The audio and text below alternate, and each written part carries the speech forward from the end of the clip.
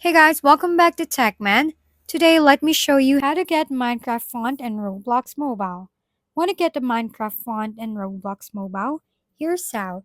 First, open your browser and search for Minecraft font TTF, then download the font file. Next, head to the Play Store, search for and install Z Archiver, then open it and allow the necessary permissions.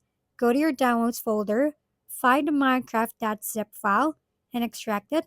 Now install the Z Font 3 app from the Play Store. Open it, go to Downloads, tap Add New, and select the extracted Minecraft TTF file. Tap Apply, choose your phone's font version. Auto usually works best. Confirm. Finally, restart your phone, and that's it. You will now see the Minecraft font applied on Roblox Mobile.